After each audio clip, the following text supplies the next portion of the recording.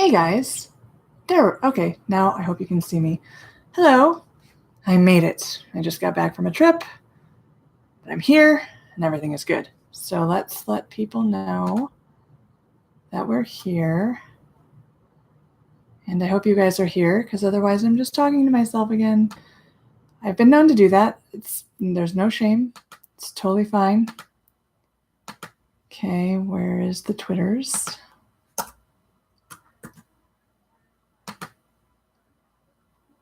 I'm told that it's okay that I have to pause and do things, and then there's sort of this dead space while I do things. I'm not used to it, and I'm wondering if everybody can hear me okay. Yeah, so here we are. I was asked to discuss some reform measures that are happening in Australia, specifically in New South Wales and Queensland, and that's from Mark, and I think that that would be a great topic to sort of start out with. So the proposed laws on reform, there's a whole Guardian article, which I think I would like to actually take apart in a different video, sort of something that I sit down and I kind of do and I go through, and comparing to other articles and opinions that have been written.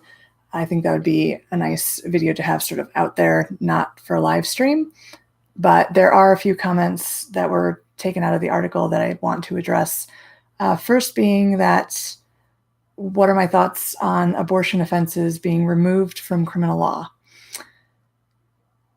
There is something very problematic when healthcare is filed under criminal law, right?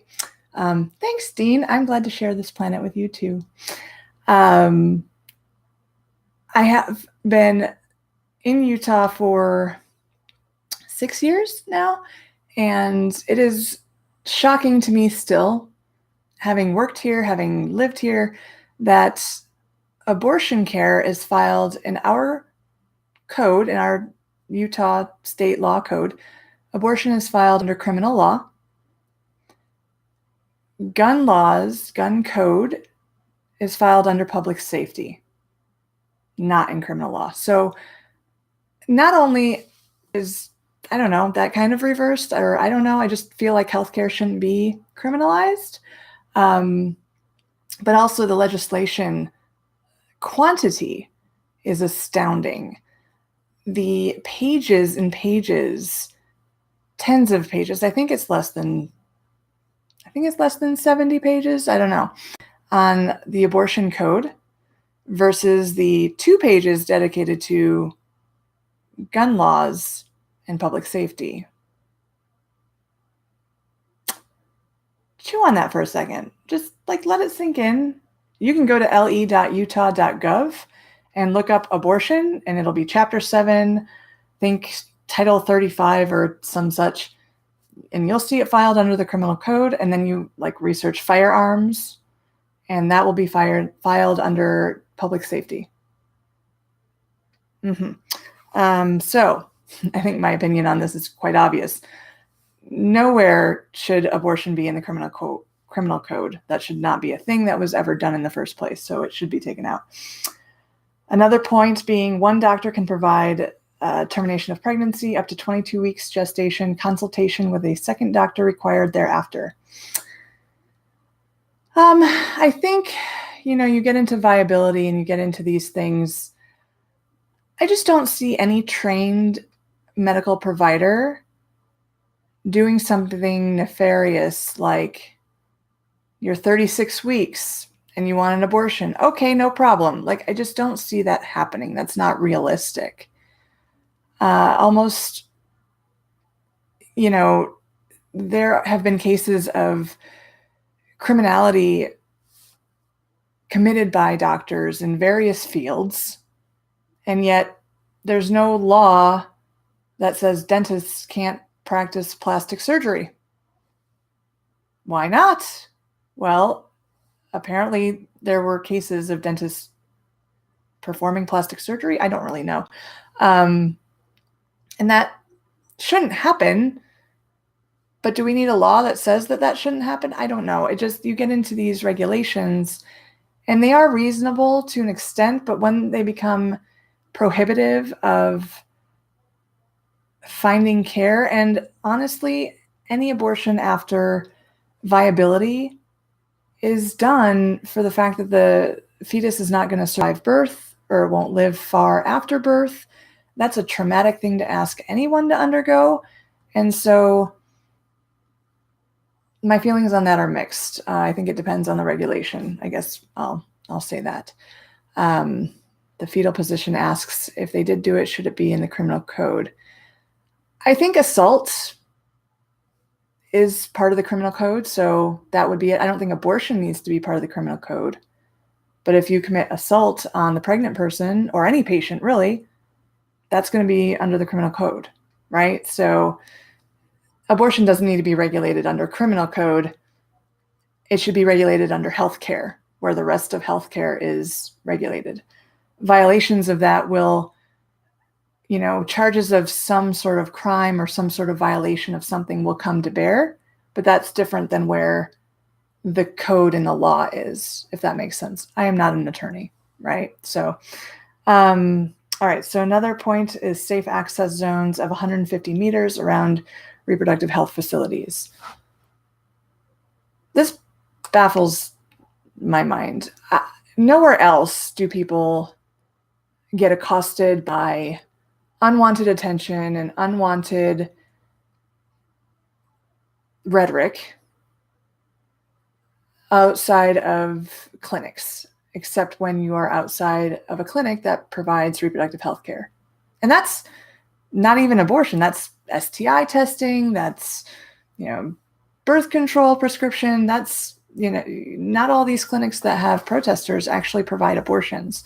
And again, this is in Australia, so my scope is very limited on Australia's situation. But here in the United States, you don't see that anywhere else. You don't see fertility clinics with protesters saying, save the embryos that you're not going to implant in your patients. So that there is a need for safe access zones, I think, speaks to a bigger problem that should be addressed, rather than sort of this sticking the finger in the dam of not being able to get through barriers of physical people, in order to access healthcare. I think there needs to be a change in culture. There needs to be a change in how we talk about this aspect of healthcare and destigmatize it, as I've mentioned 1,000 or 2,000 times before. Okay, and then doctors opposed to reproductive choice must inform people seeking termination of their objection and refer to non-objecting colleague. Yeah, I mean, so let's take an example outside of abortion, something that's a little easier to swallow and a little less controversial. I will have patients come to me and ask for a hysterectomy. They want surgery to have their uterus taken out. That's within the scope of normal generalist OBGYN practice, right? That's reasonable. It's a reasonable request. However, that may not fall within evidence-based medicine, and I may have a discussion with the patient. This is your issue. These are the alternatives. In addition to surgery, we can do these less invasive things that are less risky and try those first. And if not, maybe those fail and we do surgery anyway. And that's how I approach that. For me to say, I'm against hysterectomy, go find somebody else. Yeah, I mean, I guess if they push me and they keep saying, no, doctor, I don't want this, I want a hysterectomy, and I feel compromised, and I feel that it's an unnecessary risk, I will refer that person to another provider. That is my ethical duty. There's no law telling me I have to do that. That is simply medical ethics. Same kind of goes for abortion. Not all doctors, not all healthcare providers, not all mid-levels provide abortion care. They're not trained in it, so they don't provide it. There are many things I'm not trained in and therefore don't provide. Hi, Derek. So it's not always about training or referring. It's about being informed of options. So someone comes to me and they're asking me about heart stents. I know nothing, next to nothing. I know approximately where they go.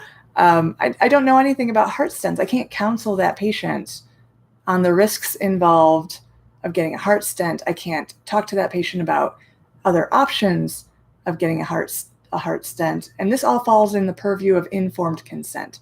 So I basically cannot provide informed consent for a heart stent. I think what this is getting at is a personal feeling that a doctor might have about abortion. I think that generally needs to just be left outside. That needs to be left in the personal realm of that healthcare provider. I'm against gun violence, but that doesn't mean if somebody is in the emergency room that I get to walk away and say, sorry, I'm going to refer you to somebody else because I disagree with your participation in gun violence. And so you're just going to have to keep bleeding until I find somebody to take care of you. I mean, that's not okay. You get into conscientious objection. I've written things, I've talked ad nauseum, but let me just mention this again here on this forum. Conscientious objection was put in place at times of war. I think it was the Vietnam War is where that sort of started. I could be wrong. But it basically was to say that a soldier could refuse to participate in military action that would require that soldier to take someone else's life.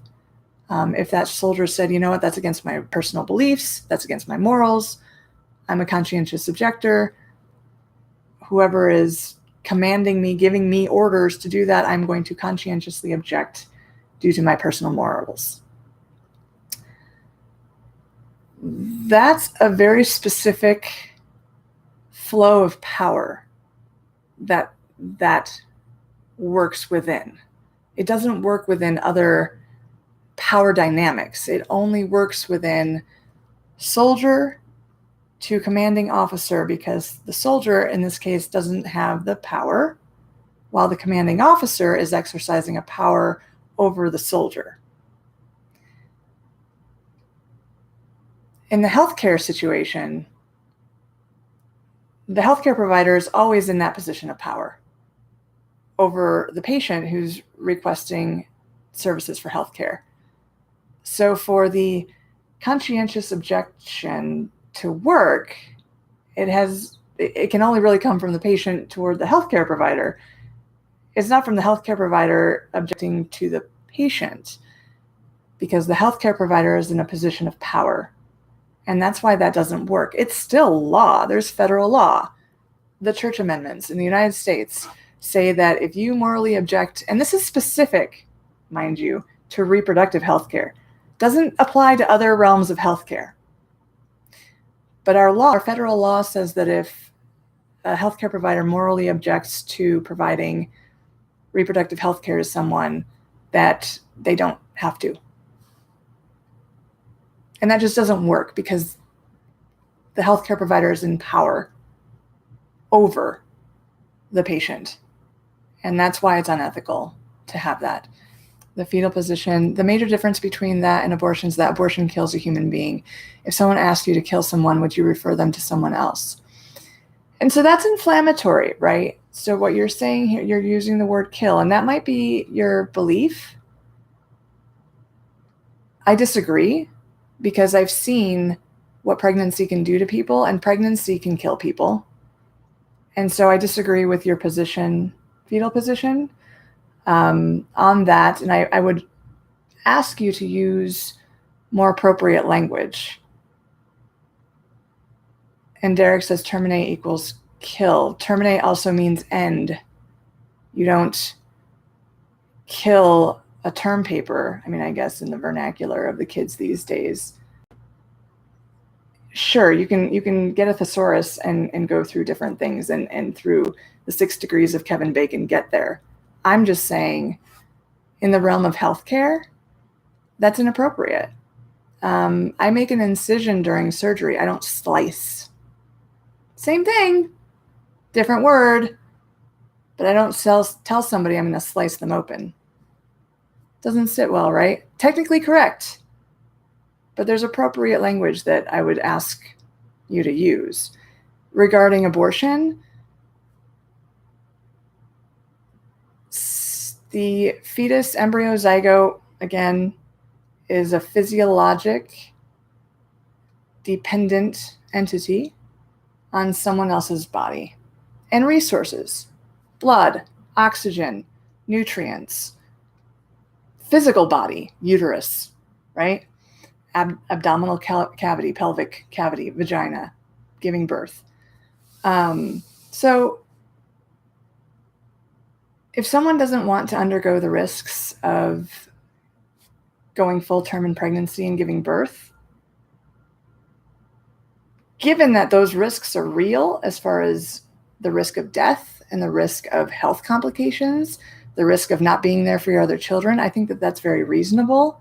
And that's why I reject the use of the word kill, because the maternal mortality rate is a thing. And if you're going to say that abortion kills, then I'm going to say that giving birth kills. Because it does. We have a very atrocious maternal mortality rate in this country. How does it follow that dependency makes a human being less valuable? I have not addressed value. What I'm saying is that if a la Mad Max Fury Road, someone requires my blood to exist, I'm the one calling the shots. That entity, the pregnancy, requires my resources, requires my physiology, requires me to risk getting pulmonary emboli, requires me to risk getting kidney disease, heart failure, bleeding to death. I get to call the shots on that. That's just how it is. I didn't make the rules. Believe me, if people who didn't have uteruses could get pregnant and carry the pregnancy, that'd be great. If that could be all equal, awesome.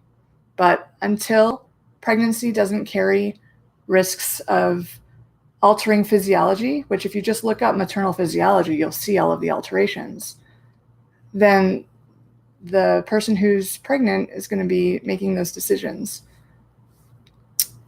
That's what abortion is, though. If you didn't end the life of the human organism, it would be called menstruation. That's called oppression. I've lost things in the... I mean, we can get into semantics and again, what I think what's not being acknowledged here is the physiologic dependence in order to exist. It's not me and some other person walking down the street. They exist on their own. Anything prior to, let's say, I don't know, the umbilical cord being cut means that the pregnant person is risking their life for the pregnancy. And therefore, that pregnant person gets to call the shots. And I think, okay, so I've got about 10 more minutes left. So the proposed laws in New South Wales, I think, are appropriate reforms. Again, I would like to see reforms and regulations that actually encourage better health care for people who are pregnant, better health care for people who don't want to be pregnant, getting resources to people who are pregnant and don't have the resources that they need, getting my chat window is gone. Oh, there we go. Getting resources to people who want to prevent pregnancy so that they can do so reliably. Nothing in this world is 100%. No form of birth control is 100%. People are sexual beings. From asexual to pansexual, there's a realm of, a spectrum of sexuality, because we are sexual beings. And so we're going to have sex, but we don't have sex for procreation. You can disagree with that, but it's just anthropologically speaking, that is our species. And not everybody wants to become pregnant. Not everybody wants to have children. So I think that just speaks to what can we do to prevent unplanned pregnancies or undesired pregnancies. We want to prevent undesired pregnancies for those who don't want to be pregnant. It's really that simple. We should be doing things like promoting education, access to resources, access to healthcare. Let me go back to you guys. The fetal position was When someone says I'm vulnerable, okay. We are all dependent upon one another in some way or other. If you cannot stretch your logic of dependency, physical or not, then how does it follow that dependency justifies abortion? I'm not sure I understand.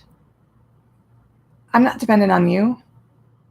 If you mean if you're going to say, let's go into philosophy for a second. If you're going to say we're all dependent on each other because we are social creatures, okay. But I literally mean physiologically dependent. Physically dependent, physiologically dependent.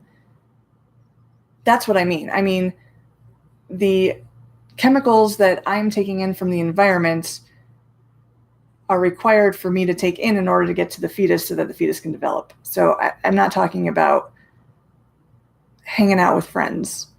It's a little disingenuous when you put it that way.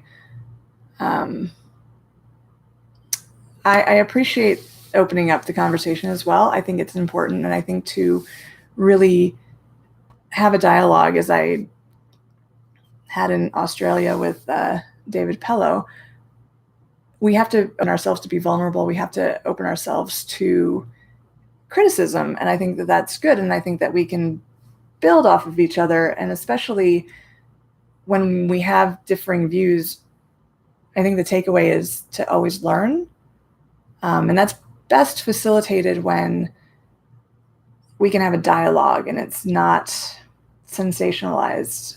Before I did the interview with David, I asked him specifically, I said, I want to encourage dialogue. I don't want to sensationalize this. I don't want clickbait. That's not what I'm trying to do. And he agreed. And he said, it's a very sensitive subject. And he agreed that he would conduct the interview in such a way that it would not necessarily be sensationalized, that it would not be an attack on me or anyone who is trying to promote reproductive health care.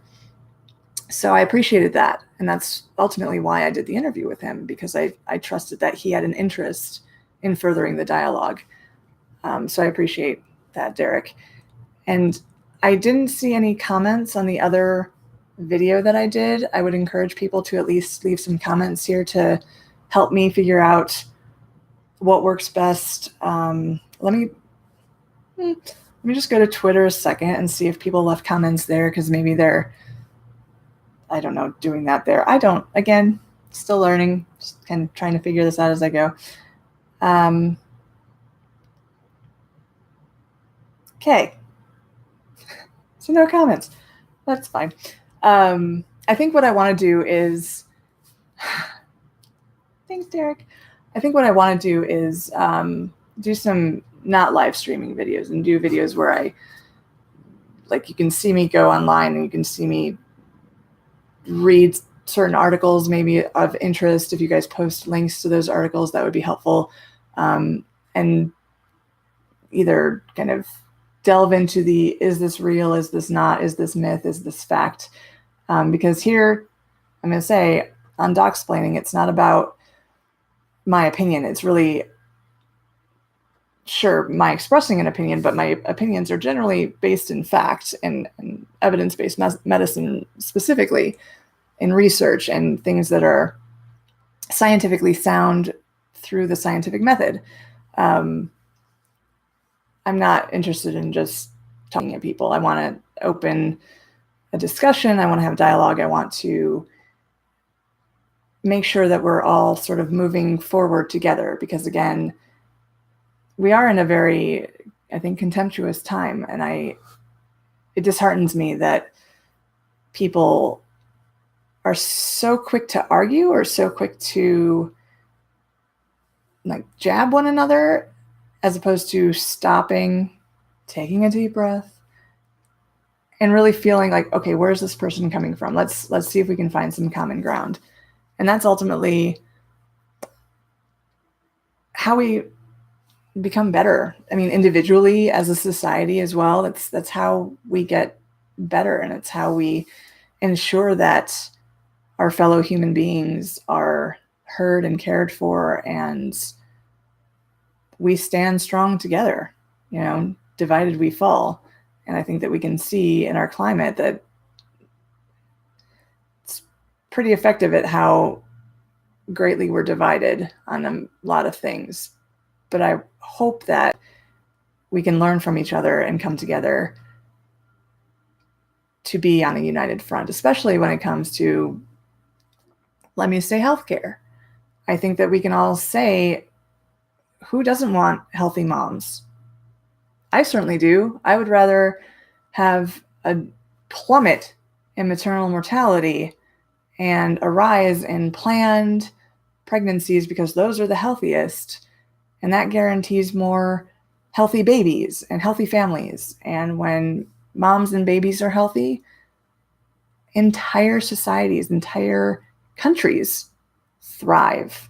You can look this up. This is just fact. So I think we can do a lot for on our own home ground, where we say, you know what? We value people, including women. We want them to be healthy. If they don't want to be pregnant, let's make sure they don't get pregnant. If they are pregnant, let's make sure they have the resources they need for a healthy pregnancy and a healthy family. Pregnancy doesn't end after 9 months. Pregnancy doesn't end after birth. The pregnancy does, but the life that it's created goes on, and we need to be invested in children and education. Why are so many kids going hungry? Why is there food scarcity for 1 in 5 children in Utah? That's unforgivable, honestly. Why are so many children abused? Why are there so many kids in foster care? We need to take care of our youth. We need to make sure that our women and children are valued, and we aren't doing that. And so I want people to actually take action to value them.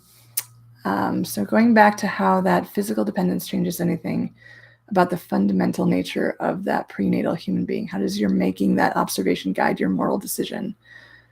My moral decision is guided by the fact that I understand the risks involved in pregnancy and birth. And if somebody does not want to undergo those risks, that is their right to not undergo them. I don't think it's any more complicated than that.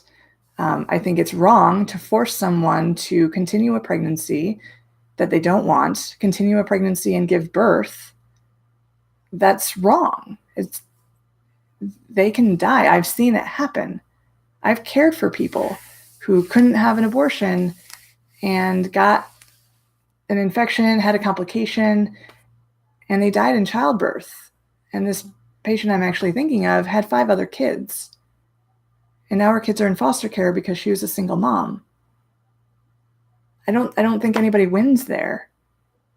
And so my morality, my ethics tell me that if someone has a situation, let's say, because, people get offended if I say pregnancy is a medical condition. It is, but let's just say, if they have a medical situation arise that puts them at risk, which every pregnancy does.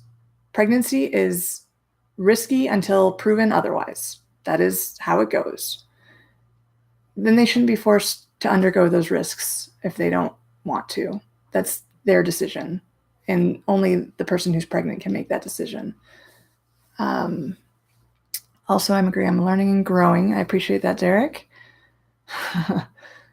Well, I think we all have, some problems talking to people, especially, and I addressed this in the other video, that we're becoming so anonymous and so shut our doors and don't talk to anybody and let's text and not talk on the phone, because who knows why. I don't know. Technology has made us grow farther apart, I think. And so I'm hoping that we can become more social, more neighborly again. I know a couple of my neighbors, I was saying, and I should probably know every one of them. I should probably know the 20 people that live around me. I should know them by face, and I don't, and that's terrible. And I'm ashamed of that, and I'm going to do things to make that different. I say here and now. I will come back at you with my neighbor updates. But I think that we need to talk to each other. It's hard, and I feel like technology has made it very easy to hide from each other, and that does no one any good. So let me just check the Twitters again and see.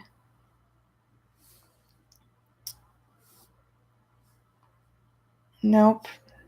I think that, though, if you leave comments on the video, subscribe, that would be helpful. Then I can gauge, obviously, like, if people are interested. Should I keep doing this? I don't know.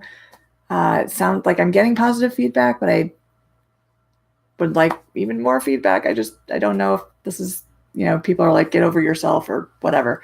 I like to think it's helping. I'd like to think that there's potential for other even modalities. Like, I'm not going to live stream all the time, but if you guys want to see me, do a video on, I don't know, things that I can talk about, just let me know. Leave a comment. Please subscribe. Tell your friends to subscribe, and I'll be able to come at you guys more often.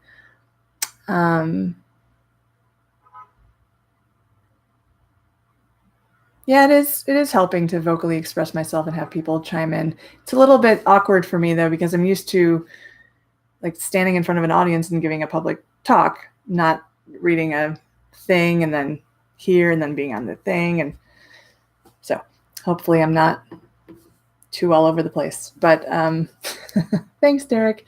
So it's been really fun, and I'm going to say goodbye. No, see you later. That's the right one. Subscribe, tell your friends, leave comments, help me, please, because I don't know what I'm doing. And yeah, I'll see you next time.